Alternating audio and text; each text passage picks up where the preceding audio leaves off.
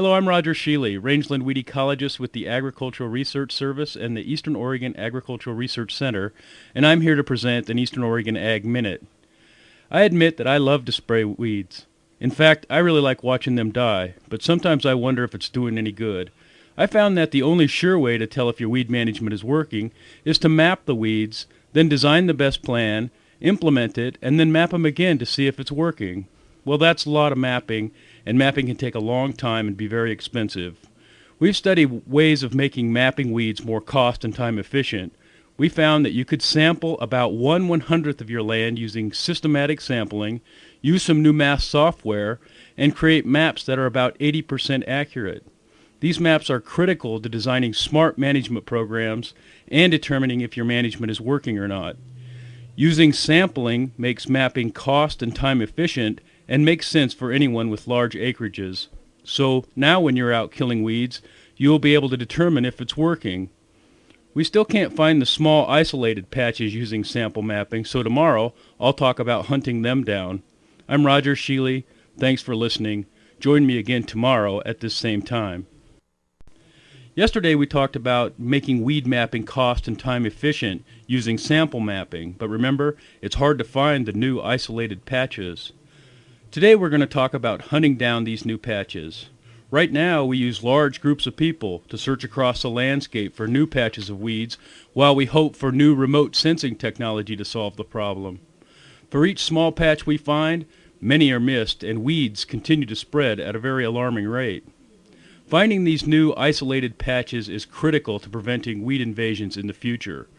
For the past year, we've been working with a master dog trainer and a drug-sniffing dog named Knapweed Nightmare to find new weed patches before they become too big to manage. If it works, the dog will carry a GPS locator and infestations will be identified based on the amount of time the dog spends at a location. It looks promising since we found that the dog can differentiate between knapweed and other plants. We're going to test the dog in the field this spring. Some managers think this might be very practical. Now, if we could only add a little Tordon to the dog's water and direct where she does her business, we'd have the problem solved. I can remember that one of my PhD questions, posed by Dr. Bill Kruger, head of the Department of Rangeland Resources at Oregon State University, was, what is the importance of Forbes on rangelands? Well, like many of his questions, I didn't know the answer, but what I found out later is no one really knew, although many people had speculated. Since then, I studied the ecological role of forbs on rangelands. I've concluded that they are a very important and often underemphasized component of vegetation management.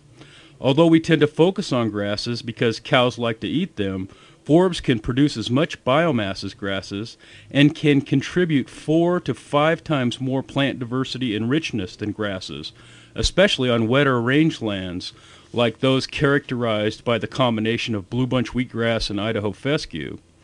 Increased plant diversity often translates to increased animal diversity and overall healthy ecosystems.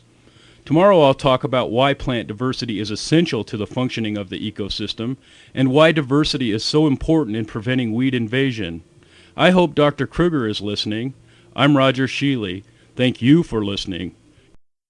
Yesterday I spoke about the contribution of forbs to overall productivity and diversity of rangeland. Today I'd like to discuss why each species is not just another pretty flower.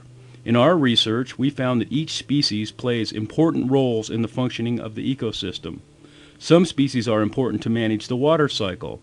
Others play an important role in the nutrient cycle, while still others are key in the flow of energy from plants to animals. Together, the species or groups of species have evolved to occupy the majority of the niches, ensuring sustainable hydrological flows, nutrient cycles, and energy flow. In order to keep our land healthy, it is important to conserve diversity and richness, especially of those species offering unique and critical portions of ecosystem function. In our studies, we found that groups of species that maximize niche occupancy minimize invasion by noxious weeds, because groups of species gather the needed resources before the weeds can get them. And it appears that forbs are as important as grasses in occupying the space where weedy forbs like Russian knapweed and perennial pepperweed would like to be. So it's important to manage for forbs along with grasses on grasslands. I started this week by emphasizing that I love to kill weeds. For small patches and newly arriving species, the goal is clearly to kill the plant and never let it produce seeds. With large infestations, the goal is a little more complicated. Weed managers must focus on what they want on the land rather than what they don't want on the land if they're going to be successful. An appropriate goal for large infestations is to establish and maintain healthy plant communities that can minimize invasion by weeds and meet your other land use objectives like forage for livestock. This means that your choice of management should not only control weeds, but includes things that you can do to promote species that are important to the health of the system.